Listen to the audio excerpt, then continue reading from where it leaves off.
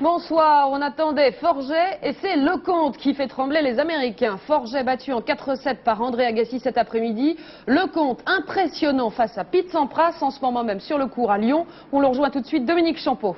Et oui, il multiplie les prouesses. Henri Lecomte, on le voit ici sur son service pendant le journal régional. Et bien Henri Lecomte en a profité pour remporter la deuxième manche, 7-5 en prenant en bout donc de deuxième set le service de Sampras et en concluant donc il mène 2-7-0 et ici dans la troisième manche eh bien il sert pour égaliser à 2 jeux partout. Voilà qui est fait, 2 jeux partout entre Henri Lecomte et Pete Sampras. On joue depuis 1h56 minutes dans cette partie et vous savez que le temps est important car Henri Lecomte manque un peu de compétition. Il a été blessé, il ne joue pas depuis 3 mois. On attend tous bien sûr et les Français ici qui le soutiennent qu'il conclue en 3 manches car on ne sait pas quel rythme de compétition, on ne sait pas non plus combien de temps il est capable de tenir le niveau exceptionnel de jeu qu'il présente ici depuis presque 2 heures. Merci beaucoup Dominique et on vous rappelle, vous nous rappelez pour une éventuelle balle de match bien sûr au cours de ce journal. Forget s'est donc incliné sans véritable combat cet après-midi face à André Agassi. Le premier set était magnifique mais Guy Forget a été inexistant par la suite. Dommage, la carte française est tombée bien vite. Jean-Philippe Guillain, Christian de Carnet. Le premier set de ce match est d'un très haut niveau technique. Même si Agassi réussit le break d'entrée et se détache. 3-1, Forget s'accroche et résiste au terrible coup de l'Américain. Chaque balle est âprement disputée et le numéro 1 français dépense énormément d'énergie pour revenir à 3 partout. Les deux hommes ne perdront plus leur engagement. 4-4, 5-5 puis 6-6, c'est le jeu décisif. Là encore très serré et après 1h16 d'effort, Forget s'impose 9 points à 7 dans cette première manche sous les cris de 8000 Lyonnais.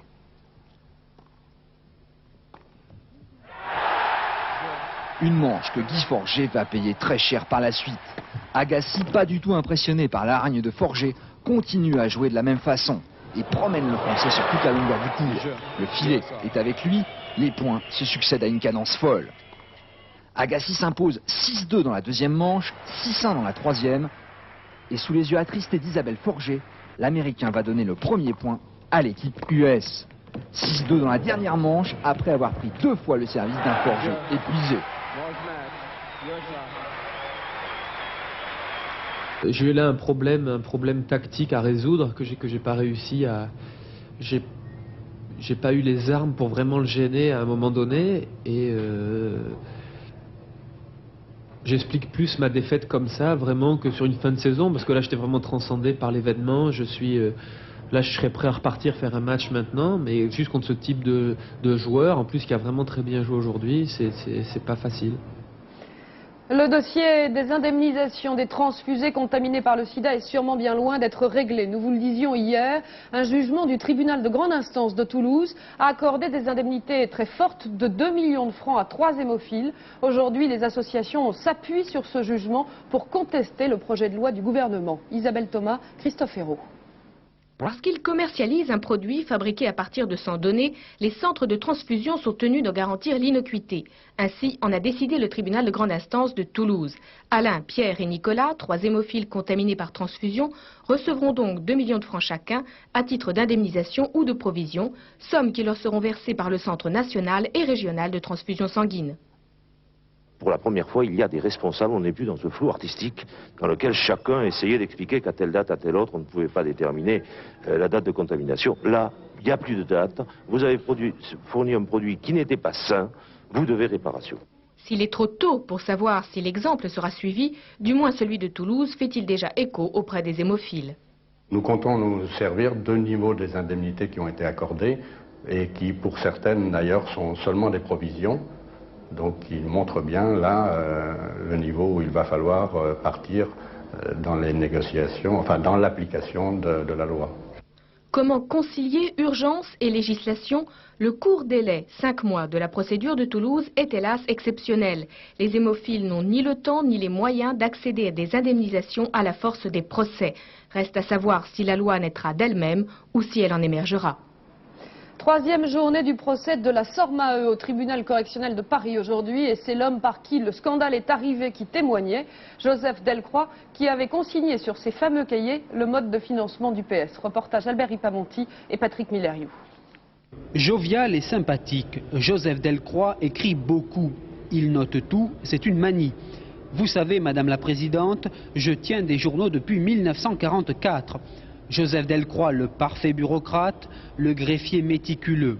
Ancien directeur administratif d'Urba, il a détaillé tout le financement occulte du Parti socialiste dans ses 4 cahiers d'écoliers. Ces cahiers, s'esclaffe-t-il, mais il y a de tout dans mes cahiers. Il y a des choses qui sont très amusantes. Joseph Delcroix fait rire, sauf Gérard Monat, son patron, qui vole à son secours. Il ne faut pas faire de ces cahiers la pièce maîtresse du dossier. Gérard Monat est indigné. Pourquoi ces cahiers sont-ils sur la place publique? Il y a eu violation du secret de l'instruction. Et comment se fait-il que M. Arpaillange, garde des Sceaux à l'époque, n'ait pas ouvert une enquête? Ces cahiers sont bel et bien explosifs. Et d'ailleurs, lorsqu'il cite un nom d'élu qui y figure, le procureur parle de M. X, député. Amnistie oblige. Et l'on touche là les limites de ce procès. Admettre un financement général des partis, oui, mais pas question de dire qui en a directement bénéficié. À l'étranger, la situation au Togo est si confuse 48 heures après le coup d'État que la France a décidé d'envoyer 300 militaires dans un pays frontalier, le Bénin. Paris compte ainsi protéger ses ressortissants, mais aussi assurer la poursuite du processus démocratique, un processus sérieusement bousculé par les putschistes qui ont lancé un ultimatum au gouvernement. Correspondance de notre envoyé spécial, Jean-Jacques Malmanche. Lomé, ville morte, aujourd'hui a vécu au rythme des communiqués radiodiffusés. Les putschistes qui encerclent toujours la primature ont durci le ton heure après heure en réclamant l'annulation des actes de la conférence nationale, le maintien de l'ancien parti unique et la nomination du Premier ministre par le président de la République. Un véritable ultimatum qui expire dans 48 heures, après quoi le speaker l'a annoncé d'une voix monocorde, le pire est à craindre dans la capitale togolaise. La rencontre ce matin entre les auteurs du coup d'État et le général Eyadema n'a pas calmé le jeu, bien au contraire. 2 autres régiments de province, à Dapaong et à Kara, viennent de rejoindre les insurgés de la capitale. Dans le même temps, des tracts appelant à la résistance du peuple togolais circulaient dans les rues. Une situation jugée explosive ce soir à Lomé est prise très au sérieux à Paris. 300 militaires français sont arrivés à Cotonou, au Bénin, depuis ce matin pour protéger les 3000 Français vivant à Lomé. Ce soir, le compte à rebours est lancé à Lomé au Togo. L'ultimatum des militaires expire dans 48 heures. Jean-Jacques Malmanche à Cotonou, au Bénin, pour FR3. En Yougoslavie, la pression de l'armée fédérale s'accentue encore sur Osijek. Osijek qui sera bientôt totalement assiégé. Comme à Vukovar, on commence à voir sur place des scènes d'exode. Près de 40 000 personnes ont déjà quitté la ville. Des Croates qui fuient par tous les moyens la zone de combat pour se réfugier par exemple en Hongrie. Reportage de nos envoyés spéciaux, Agnès Varamian, Michel Anglade. Fuir la guerre, traverser la frontière avec le minimum, tous ont profité d'une accalmie pour quitter leur ville sous le feu de l'armée fédérale. En 2 jours, 5000 personnes passeront de la Croatie à la Hongrie. Des femmes, des enfants, des vieillards restés jusqu'au dernier moment sans eau, sans électricité, sans pouvoir sortir des abris. Ceux qui nous attaquent ne sont pas des êtres humains. Ce qu'ils font au peuple croate n'est pas normal. Mais Osijek ne sera pas Vukovar. Ils détruiront la ville, mais ils ne la prendront pas. À 20 km de chez eux, de l'autre côté de la frontière, un car militaire les attend. Là, il faut décharger, se préparer à voyager toute la nuit. La plupart seront accueillis dans des familles hongroises, d'autres dans des couvents ou des salles de sport. Au petit matin, sans avoir dormi, il faut attendre pour donner son passeport, devenir un réfugié de plus.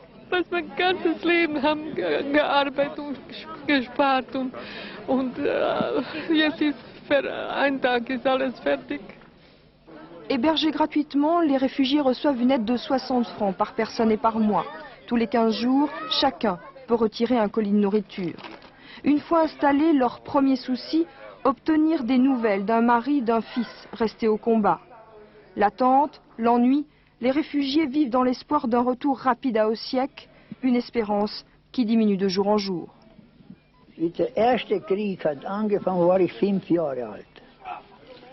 Wie der zweite Krieg hat angefangen, war ich schon ein Mann, 45 Jahre.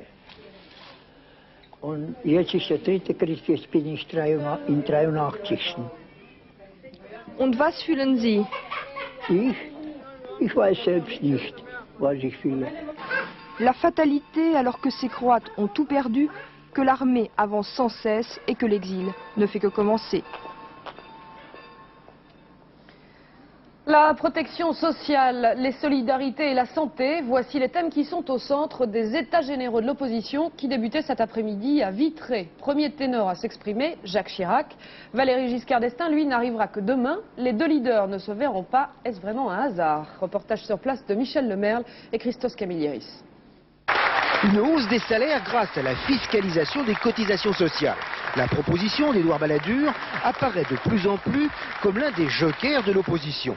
Car l'objectif de ces 8e États généraux est certes de faire des propositions sur la santé ou les retraites, mais plus encore de prendre d'assaut le terrain social.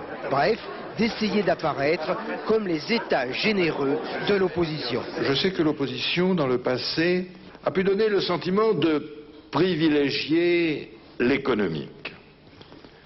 De 86 à 88, notamment, mon gouvernement n'a pu, faute de temps, aller, c'est vrai, aussi loin qu'il l'avait souhaité, qu'il l'avait annoncé, sur la voie du progrès social.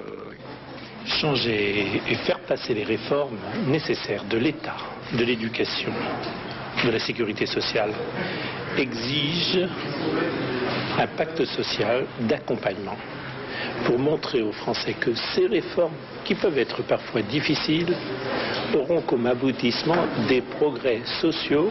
En choisissant ces thèmes et surtout celui de la santé, l'opposition n'a pas pris de grands risques. Elle parlera d'une seule voix mais pas en même temps. Quand Giscard arrivera demain, Chirac sera déjà reparti en Corrèze. Les dockers ne sont pas satisfaits, mais pas satisfaits du tout du projet de réforme de leur statut proposé hier par le gouvernement. Leur réponse est claire. La CGT appelle à une grève de 48 heures dimanche et lundi. Et dans plusieurs ports français, le mouvement a commencé dès aujourd'hui, comme à Rouen. Reportage de Jérôme Ragnaud et Jean-Luc Weber. Ça, c'est la prunelle de nos yeux. Exactement, ça nous fait travailler. Ça nous fait manger. Grâce aux anciens, depuis 47, voilà. On a un statut, on a tout ce qu'il nous faut. Avec son plan de réforme de l'organisation de la main-d'œuvre portuaire, le ministre de la Mer a déterré la hache de guerre. Abandonner leur statut de 1947, hors de question, répondent comme un seul homme les dockers rencontrés sur le port de Rouen, un port bloqué spontanément dès le début de la journée. Ah ben c'est le refus face au plan. Il faut que Monsieur Le Drian fasse vite à réviser sa copie. Parce qu'il est effectivement sur un baril de poudre. Si on laisse faire, eh bien demain, il y aura des sociétés de manpower sur les ports français. Sur les docks, le discours va vite à s'enflammer. Et de la parole au geste, il n'y a qu'un tout petit pas qui pourrait très bientôt être franchi. Ils attaquent l'ouvrier, ils veulent casser tout, et puis là on va leur répondre comme il faut. On va leur faire voir ce que c'est que des hommes, puis des gens qui veulent travailler. De la prison ferme pour les voleurs de chiens, le procureur du tribunal correctionnel d'Agen a requis jusqu'à 6 mois de prison contre certains inculpés qui fournissaient des laboratoires de recherche. Les plaidoiries ont eu lieu cet après-midi et le jugement devrait être mis en délibéré. Reportage de la 3 à Toulouse, François Privat et Jean-Pierre Darro. Il faut faire tomber les têtes, mais ce procès n'est pas celui de la vivisection, qui est une activité licite. Autant dire que dès le début de son réquisitoire, le procureur, Pierre Sénès, a annoncé la couleur. Les plus lourdement visés sont Richard Mandral et Jean-Claude Lessieux, les grossistes, sont requis à leur encontre, 18 mois de prison, dont 12 avec sursis et 100 000 francs d'amende. Le professeur Montastruc, responsable de l'animalerie du CHR de Toulouse-Rangueil, est longtemps montré du doigt comme l'une des pièces maîtresses de l'affaire, voit requis à son encontre 4 mois de prison avec sursis et 20 000 francs d'amende. Pour le procureur Sénès, Montastruc utilisait ses chiens pour la recherche et non à des fins personnelles. Comment peut-on savoir qu'un chien est volé avant qu'on ne vous apporte la preuve a posteriori que ce chien était effectivement volé? Or, de plus, il n'est absolument pas démontré que les chiens qui étaient à l'animalerie de la faculté de médecine étaient des chiens volés. Des éleveurs comme les époux Prabonne, Jean-Claude Rosé et Raymond Fédy encourent une peine de 18 mois de prison, dont 12 avec sursis et 50 000 francs d'amende. En dehors du professeur Montastruc, tous les inculpés de ce procès peuvent se voir interdire de diriger un établissement de vente et d'achat de chiens durant 5 ans. En ce qui concerne la protection animale, nous sommes maintenant très organisés. On les connaît presque tous. Et dès qu'il y en aura un qui sera pris la main dans le sac, il sera puni comme les autres. Parce que ça fera jurisprudence. On attend le verdict pour la fin du mois de décembre. On a eu très peur cet après-midi pour l'abbé Pierre, hospitalisé d'urgence pour un œdème pulmonaire à Rouen. Il va maintenant beaucoup mieux. Il sera sûrement transféré pendant quelques jours dans un service de soins cardiologiques. On écoute tout de suite Brice Letac, le chef du service cardiologie de l'hôpital qui a soigné l'abbé Pierre aujourd'hui. Alors, il est arrivé aux soins intensifs, il étouffait un petit peu, et là maintenant il a été très amélioré par le traitement tout à fait usuel de ce genre de maladie, et il est très amélioré, il respire de façon satisfaisante. On dit que l'état de santé général de l'abbé Pierre est assez faible. Non, c'est un monsieur âgé, comme vous le savez, qui est très actif, que peut-être un petit peu fatigué par son hyperactivité, mais son état général est satisfaisant dans l'ensemble. Tout de suite, les autres faits marquants de l'actualité en France avec Pascal Justice.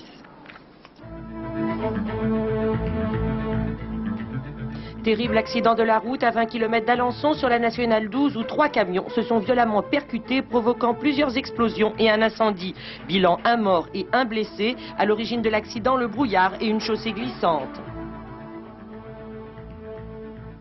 1 mort et 6 blessés au Havre, tous des ouvriers qui travaillaient sur un chantier EDF. Vers 16h30, le plancher sur lequel ils se trouvaient s'est effondré. Les secours ont transporté tous les blessés à l'hôpital. Un concessionnaire Ford du Var et son fils ont été inculpés et écroués à la suite d'un trafic de voitures. Des véhicules de direction d'occasion auraient été vendus comme neufs après changement des pneus et de l'huile moteur. Le trafic durait depuis plusieurs années à raison de 10 à 15 voitures par semaine. À partir du 24 février, les voitures seront interdites dans le centre de Strasbourg où la pollution a dépassé la cote d'alerte. But de l'opération, supprimer le trafic de transit évalué à 18 000 véhicules par jour. Les voitures seront canalisées sur 4 boucles de desserte. Les tramways, lui, arrivera en septembre 1994. La truffe va déposer son bilan. Jean Chalit, le directeur gérant du quotidien, vient d'en informer sa rédaction. N'ayant plus de disponibilité financière après 7 semaines dans les kiosques, la parution a été suspendue le 19 novembre. Il aurait fallu 12 millions de francs pour relancer le quotidien, mais les éventuels repreneurs n'ont pas donné suite à leur projet. Ils ont été adoptés et ne connaissent pas leurs parents biologiques, entre guillemets. Aujourd'hui, leurs parents d'adoption leur font la fête, comme chaque année, pour leur dire qu'il n'y a pas de fatalité, qu'ils peuvent vivre leur enfance normalement.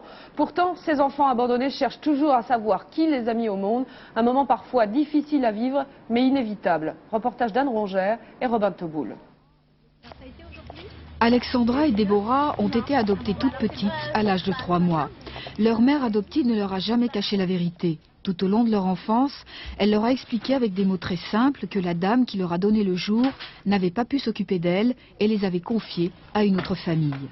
Mes parents ne pouvaient pas avoir d'enfants et ils m'ont adoptée, voilà. On vit une vie tout à fait normale. Papa, maman, c'est exactement la même chose. Pour l'aînée, tout est simple, mais la cadette, elle, se pose des questions. Je me demande qui c'est qui m'a fait naître, mais pas souvent. Tu penses à quel moment, par exemple? Quand maman m'a disputé, quand je vais dans ma chambre, j'y pense. Spécialiste de l'adoption, Simone Chalon essaie d'aider les enfants dans cette phase critique des questions sur leurs origines. Des questions simples en apparence comme la couleur des cheveux ou des yeux de la mère. Mais des questions qu'il faut décrypter. Tu sais que c'est tous... Quel type d'angoisse peuvent avoir les enfants quand ils viennent vous voir? Savoir le pourquoi. Pourquoi est-ce que c'est parce qu'elle ne m'aimait pas? Or, en leur expliquant que c'est peut-être parce qu'elle les aimait beaucoup et que si elle les avait aimés moins, elle n'aurait pas fait ce geste pour eux, eh bien, je pense que déjà ils sont rassurés. Rassurés comme Julien, aujourd'hui âgé de 20 ans. Lorsqu'il a appris que sa mère biologique était italienne, il a décidé de faire une fac d'italien comme pour retrouver ses racines. Si j'avais à la rencontrer, ce serait plus pour la rassurer elle que pour moi me rassurer dans ma tête. C'est-à-dire que j'irai la voir pour lui dire qu'elle n'a pas fait un mauvais choix et que bon, même si ça a été difficile pour elle de faire ce geste, elle a très bien fait et qu'elle ait surtout pas de remords à avoir, quoi. Le plus beau cadeau que Julien ait fait à sa mère adoptive, plus tard, il voudrait lui aussi adopter des enfants.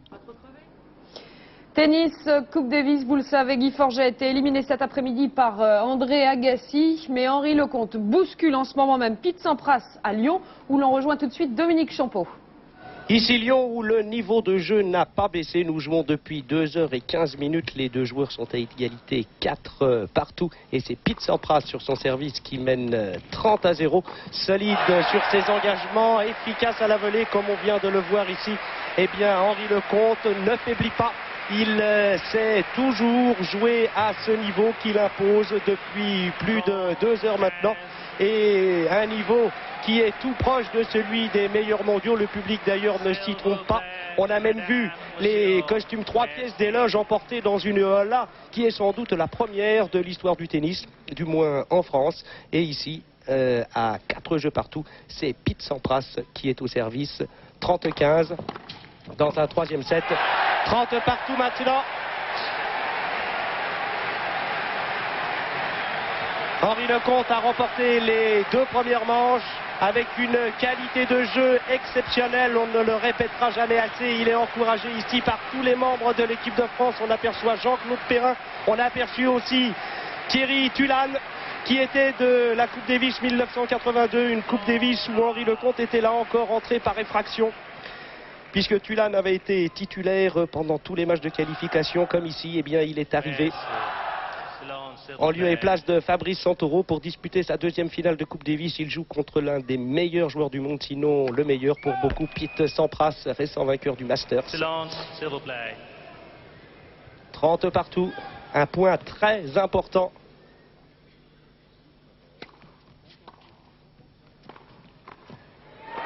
Et comme tous les points importants, c'est un point qu'Henri Lecomte est venu jouer au filet avec cran, avec panache, avec culot. Et c'est une balle de break qui lui est proposée maintenant, c'est-à-dire peut-être l'équivalent d'une balle de match, car s'il parvenait à ravir lors de son prochain engagement le service de l'Américain, eh bien, après un temps de repos, après 1 minute passée sur sa chaise, eh bien, il reviendrait pour servir, non plus pour le 7, mais cette fois pour le match, pour offrir un 2e point à cette équipe de France qui avait tout misé sur Forget et qui s'aperçoit aujourd'hui qu'elle a eu raison de faire confiance à Henri Lecomte. Michel Touré, ou c'est juste après la fin? Balle de 5-4, un point important. Pete Sampras n'a pas bronché dans cette partie.